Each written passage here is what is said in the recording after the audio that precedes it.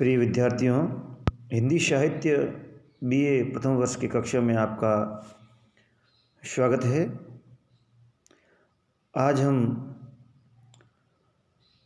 कबीरदास की जो रचनाएं हमारे पाठ्यक्रम में हैं उनका समारंभ करते हैं।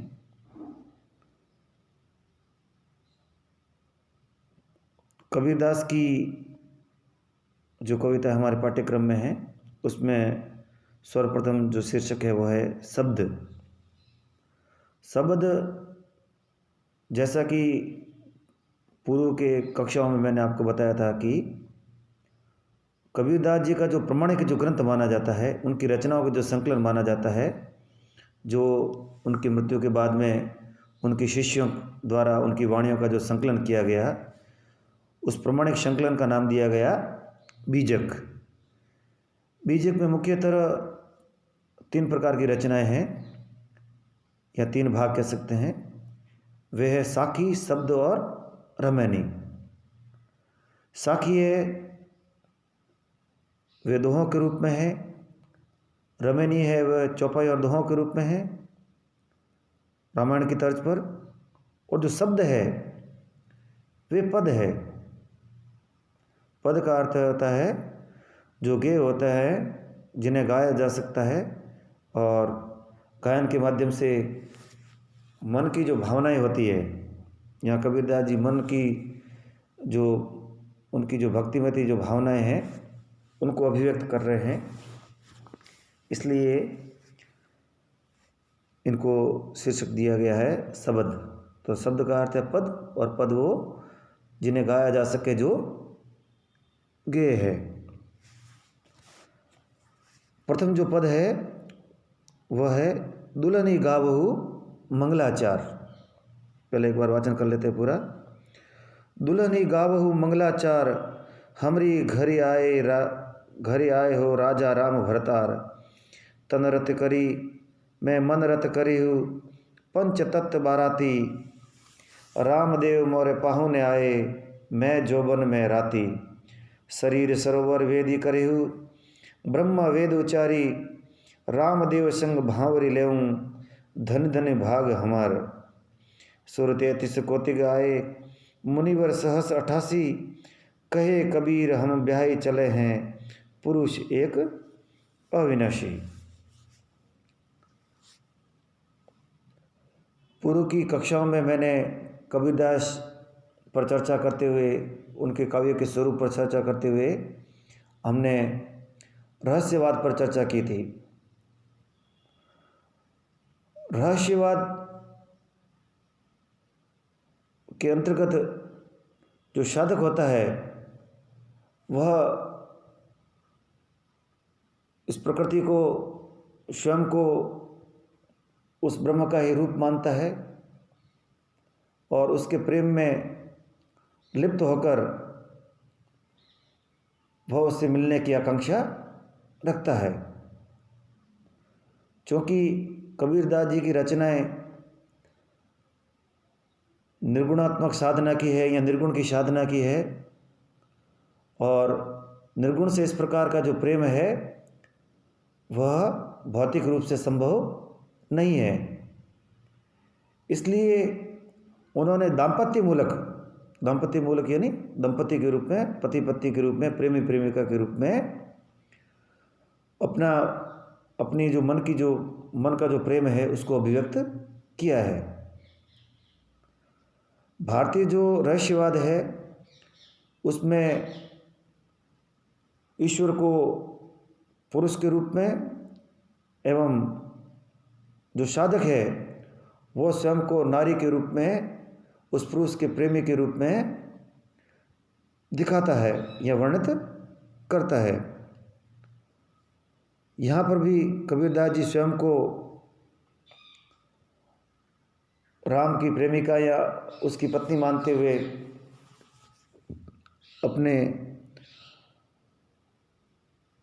जो परमात्मा, जो उनका प्रियतम है, उनसे किस प्रकार से उनका आध्यात्मिक मिलन होता है, उस आध्यात्मिक मिलन जो एक विवाह के रूप में है, विवाह के रूप के रूप में, या उसको कह सकते हैं कि विवाह, आध्यात्मिक मिलन को एक विवाह का रूपक दिया गया है। रूपक का अर्थ होता है एक तरह से किसी को दूसरा रूप देना। तो यहाँ पर विवाह के रूपक द्वारा आध्यात्मिक मिलन की कबीरदास जी अभिव्यक्ति कर रहे हैं। कबीरदास जी कह रहे हैं, दुल्हनी गावहु मंगलाचार। जो परम पुरुष है, जो परमात्मा है, जो परम पुरुष है, उससे जो जीवात्मा है या जो जीव है, जो आत्मा है, जो नारी रूप है, वह उस परमात्मा से मिलने के लिए उत्सुक है। और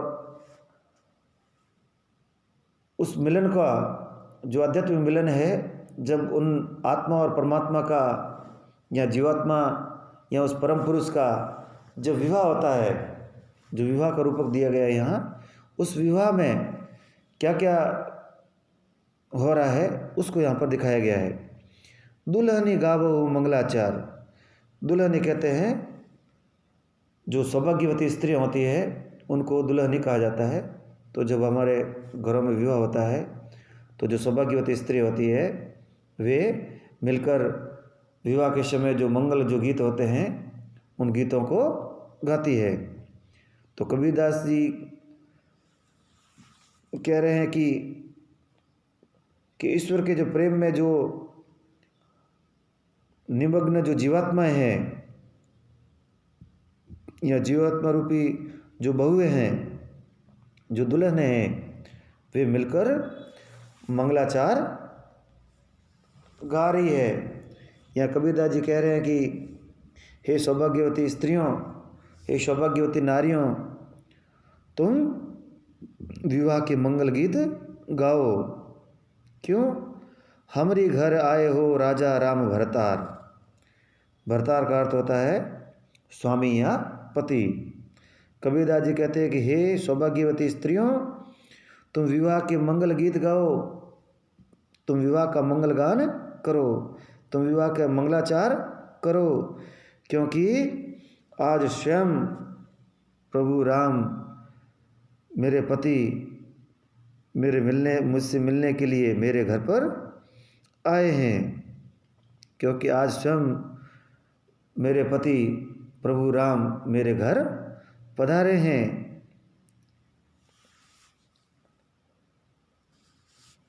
तन रति करी मैं मन रत करी। रत का अर्थ होता है रति या रत होना, लीन हो जाना, प्रेम। रति का अर्थ होता है प्रेम। तो कबीरदास जी कह रहे हैं कि तन रत करी। कबीरदास जी कहते हैं कि मैं अपने प्रभु राम से शारीरिक रूप से प्रेम करता हूँ, अर्थात मेरा जो शरीर है वो मेरी शरीर रूपी संपत्ति है, वह अपने परम पुरुष के लिए अर्पित है। तन रत करी मैं मन रत करी हूँ। और जो मेरा मन है वह भी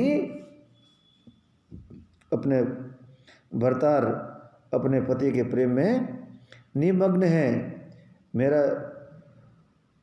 यहाँ दूसरे शब्दों में कहे कि मैं अपने पति के प्रेम में, मैं अपने परम पुरुष के प्रेम में रंग चुकी हूँ, प्रेम में निमग्न हूँ। तन रत करी मैं मन रत करी हूँ, पंच तत्व बाराती। इस प्रकार से प्रभु राम का वह पति के रूप में स्वागत कर रही है। यहाँ पति के रूप में उनको वर्ण करने जा रही है, यहाँ उनको चुनने जा रही है। क्योंकि अब विवाह की घड़ियाँ हैं और विवाह के लिए प्रभु राम अपनी बारात सहित मेरे घर पधार चुके हैं। पंच तत्व बाराती। और जो इस आध्यात्मिक मिलन का जो विवाह है, ये जो आध्यात्मिक जो परिणय है, परिणय का जो महोत्सव है, इस समारोह में पंच तत्व, हमारा शरीर भी पंच तत्वों से निर्मित माना जाता है। जिसमें पृथ्वी, जल, अग्नि, आकाश और वायु, ये 5 तत्व माने जाते हैं जो जिनसे मिलकर हमारा शरीर बनता है। तो कबीरदास जी कहते हैं कि ये जो 5 तत्व है वे इस भव्य आध्यात्मिक प्रणय महोत्सव में साक्षी के रूप में हैं। ये 5 तत्व हमारे उस आध्यात्मिक मिलन के साक्षी है, आत्मा और परमात्मा के मिलन के साक्षी है। अर्थात ये सब बाराती बनकर इस विवाह समारोह में आए हैं। आगे कबीरदास जी कहते हैं, रामदेव मोरे पाहुन आए। पाहुन का अर्थ होता है मेहमान, पावना। रामदेव मोरे पाहुन आए, मैं जोबन में राती। जो प्रभु है, मेरे राम है, जो मेरे साक्षात पति है, वो मेरे आज घर पर मेहमान के रूप में पधारे हैं। मैं यौवन में राती, और मैं यौवन के अंदर मस्त हूँ। माती यानी मस्त होना, डूब जाना। मैं यौवन में राती, प्रभु राम आज मेरे घर पर मेहमान बन के आए हैं और मैं यौवन में मस्त हूँ, यौवन में प्रफुल्लित हूँ। तो यहाँ पर यौवन में मस्त हो जाना, जो प्रेम का जो सर्वाधिक जो पुष्ट रूप होता है प्रणय भावना का, वह यौवन काल में या जवानी में होता है। तो कबीरदास जी कह रहे हैं कि मैं प्रभु राम के यौवन, मेरा जो यौवन है वह अपने प्रभु राम के लिए है। मैं उस यौवन में मदमस्त हूँ। अर्थात मेरा जो यौवन है वह प्रेम भाव में परिपक्व हो चुका है, परिपाक हो चुका है। मेरा जो यौवन है वह प्रभु राम के प्रेम में मदमस्त है, परिपक्व हो चुका है। अर्थात जो प्रेम है इस यौवन में अपनी चरम सीमा पर पहुंच चुका है। रामदेव, हाँ बीच में, शरीर सरोवर वेदी करहु। वेदी कहते हैं विवाह के समय जिसमें अग्नि के फेरे लिए जाते हैं, यज्ञ की जो वेदी होती है उसके चारों ओर फेरे लिए जाते हैं। तो यज्ञ की जो वेदी है उसके लिए यहाँ पर वेदी शब्द आया है। शरीर सरोवर वेदी करहु। कबीरदास जी कह रहे हैं कि मैं अपने शरीर को ही इस आध्यात्मिक विवाह में, इस आध्यात्मिक परिणय में अपने शरीर की ही वेदी बना रहा हूँ। यहाँ अपने शरीर को ही वेदी बनाकर प्रभु के साथ में विवाह संबंध स्थापित करूँगा। शरीर सरोवर वेदी करहु, ब्रह्मा वेद उच्चारी। और विवाह के समय जो साक्षी के रूप में जो ब्राह्मण उपस्थित होता है वह ब्रह्म के स्वरूप माना जाता है। तो इस आध्यात्मिक विवाह में स्वयं जो ब्रह्मा है वह वेदों का उच्चारण करते हुए या वैदिक मंत्रों के उच्चार के साथ में हमारा विवाह संपन्न करवा रहे हैं। रामदेव संग भांवरे लेवूं। भांवरे का अर्थ होता है फेरे लेना। कबीरदास जी कह रहे हैं कि मैं तो अपने परम पुरुष के साथ में, अपने प्रभु राम के साथ में फेरे ले रही हूँ, प्रेम के बंधन में बंध रही हूँ और सदा सदा के लिए ही अपने प्रियतम, अपने परम पुरुष की सदा के लिए हो रही हूँ। रामदेव संग लेऊं भांवरी लेहूं, धन्य धन्य भाग हमारे। और कबीरदास जी कहते हैं कि मैं बड़ा ही भाग्यशाली हूँ, मेरा भाग्य बहुत ही धन्य है, अपने आप को भाग्यशाली मान रहा हूँ कि मेरा जिस परम पुरुष से मैं प्रेम करता हूँ उसको मैंने अपना तन मन और सर्वस्व अर्पित करने के लिए उस परम पुरुष के साथ में विवाह संपन्न करवा लिया है और स्वयं ब्रह्मा उस विवाह को संपन्न करवा रहे हैं। और इस विवाह किस प्रकार से अद्भुत है और जो आत्मा रूपी जो प्रेमिका है वह परमात्मा रूपी परम पुरुष से किस प्रकार महामिलन उनका हो रहा है, उस महामिलन के या उस आध्यात्मिक परिणय के कौन कौन साक्षी है, वह विवाह किस प्रकार से अद्भुत है, उसको यहाँ पर आगे की पंक्ति में दिखाया गया है। सूर्य 33 कोटि गाए, 33 कोटि यानी 33 कोटि के देवता, कई बार इसे हम करोड़ भी मान लेते हैं। जो 33 कोटि जो देवता है वह इस विवाह समारोह में पधारे हैं। मुनिवर सहस 88 और इस अद्भुत महामिलन में 88,000 मुनिवर पधारे हैं जो कि इस विवाह के साक्षी है। कहे कबीर हम ब्याही चले, पुरुष एक अविनाशी। कबीरदास जी कह रहे हैं कि मेरा विवाह तो जो सांसारिक जो विवाह होता है वह स्त्री जिससे विवाह करती है वह एक नश्वर पुरुष से विवाह करती है जो जिसकी मृत्यु हो जानी है, वह अखंड सौभाग्यवती नहीं है। लेकिन कबीरदास जी कह रहे हैं कि मैं तो अखंड सौभाग्यवती हूँ, क्योंकि जो मेरा पुरुष है, जो मेरा पति है, वो कौन है? अविनाशी है, कभी नष्ट होने वाला नहीं है। तो कबीरदास जी कह रहे हैं कि मेरा विवाह एक अविनाशी पुरुष के साथ में संपन्न हो गया है, मैं उसके साथ में विवाह सूत्र में बंध गई हूँ। तो इस प्रकार से यहाँ पर कबीरदास जी परमात्मा रूपी जो प्रियतम है उसके साथ में जो उनका आध्यात्मिक मिलन हो रहा है और उसको दाम्पत्य मूलक प्रतीकों के माध्यम से, क्योंकि यहाँ पर विवाह का जो रूपक बांधा गया है और इस प्रकार जो पति पत्नी या प्रेमी प्रेमिका के रूप में जो दाम्पत्य मूलक जो प्रतीक होते हैं उनके द्वारा रहस्यवाद की सृष्टि की गई है। तो एक तरह से यह भावनात्मक रहस्यवाद की श्रेणी में आ जाता है। तो यहाँ पर विशेष जो ध्यान देने योग्य बात है इस पद में कि कबीरदास जी जो मूलतः थे वे निर्गुण विचारधारा के थे, ईश्वर को निराकार रूप या ईश्वर को निराकार स्वरूप में मानते थे।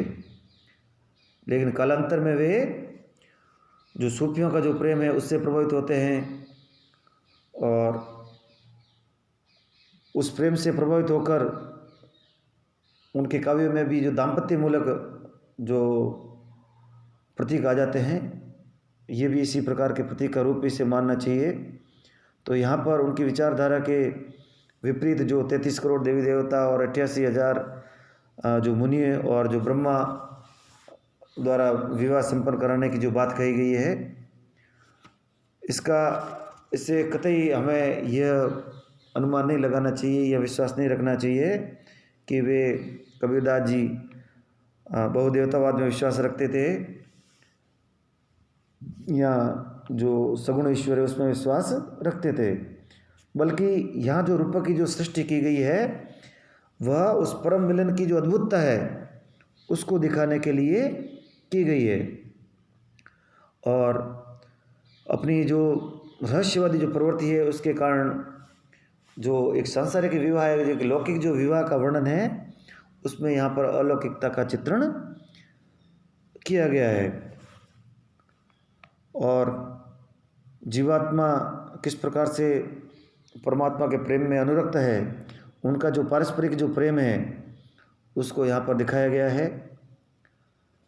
और जीवात्मा अपने परम पुरुष से किस प्रकार से मिलन की उत्सुक है और उनका जो मिलन है और स्वयं को अपने आप का सर्वस्व उस परम पुरुष को अर्पित कर देना और उसके रूप में ही परिणत हो जाना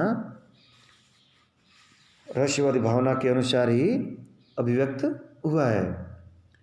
क्योंकि कबीरदास जी अद्वैतवाद अद्वैत जो चिंतन है उससे प्रभावित थे। अद्वैत के बारे में हमने कबीर के काव्य के स्वरूप में भी चर्चा की थी। जो अद्वैतवाद का अर्थ होता है आत्मा और परमात्मा मूलतः एक है। तो यहाँ पर एक रूपक के द्वारा परमात्मा को एक पुरुष के रूप में और आत्मा को एक या जीव को एक नारी के रूप में दिखाया गया है। और उन दोनों के में जो अद्वैतता है वह विवाह के द्वारा स्थापित की गई है। तो इस प्रकार लौकिक विवाह के माध्यम से जो अलौकिक जो अद्वैत है उसको यहाँ पर दिखाया गया है। धन्यवाद।